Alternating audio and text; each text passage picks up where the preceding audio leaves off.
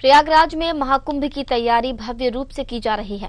वहीं इस मौके पर महामंडलेश्वर स्वामी सोमेश्वरानंद और अखाड़ा परिषद अध्यक्ष महंत पुरी ने बताया कि संतों की कमी के कारण समाज में आध्यात्मिक ज्ञान और नैतिकता की कमी हो रही है, जो समाज के लिए एक खतरा बना हुआ है। साथ ही कहा कि संतों की कमी एक बड़ी चुनौती है, जिसका समाधान ढूंढना ही चाहिए।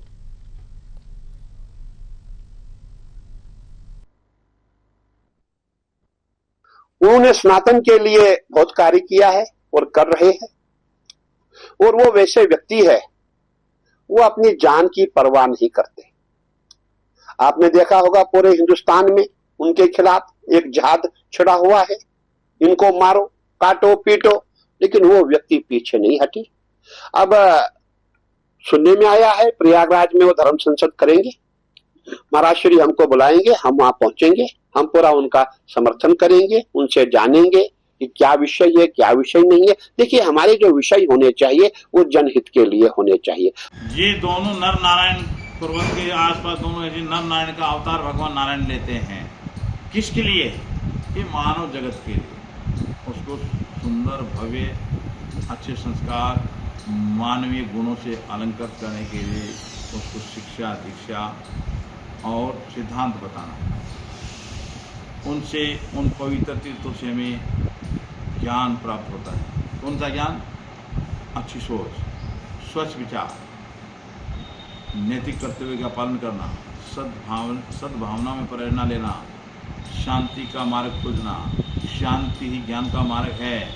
अच्छी जो है कार्य की जाए, प्रभु से आराधना करना। इस समय हम प्रयागराज में मौजूद हैं। हम अपने श्री महंत से जानते हैं कि सनातन का क्या, सनातन किस लिए और क्यों लोग कहते सनातन। सनातन जो कभी खत्म नहीं होता उसको सनातन कहते, ये सभी लोग जानते हैं। अब हम अपने महाराज जी से जानते हैं कि पहले के लोगों में अब के लोगों में ये विचारधारा कैसे बदल गई। चलिए हम जानते हैं महाराज जी, जैसा कि सनातन लोग कहते हैं, सनातन धर्म से जुड़ा हुआ, सनातन जो कभी खत्म नहीं होता था उसको सनातन कहते थे। इसी में से कुछ लोग बट गए, कुछ लोग बटना नहीं चाहते।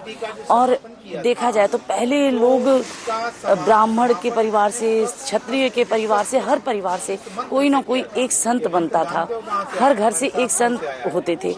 तो यहाँ कहीं ना कहीं कमी आ रही है। तो क्या इसमें बुद्धिमत्ता की कमी है या संस्कार की कमी है? किस चीज की कमी आपको नजर आती है? इसके बारे में हमें थोड़ा सा अवगत कराएं।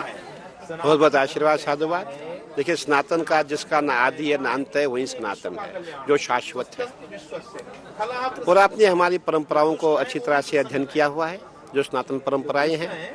और जितने हमारे संत महात्मा, प्राचीन संत महात्मा थे, सभी तपस्वी थे, ब्रह्मनिष्ठ थे और बहुत शक्तिशाली संत गिने जाते थे। और अभी भी सनातन परंपरा का प्रचार प्रसार हो रहा है। और आप देख रहे हैं कलयुग का भी असर है।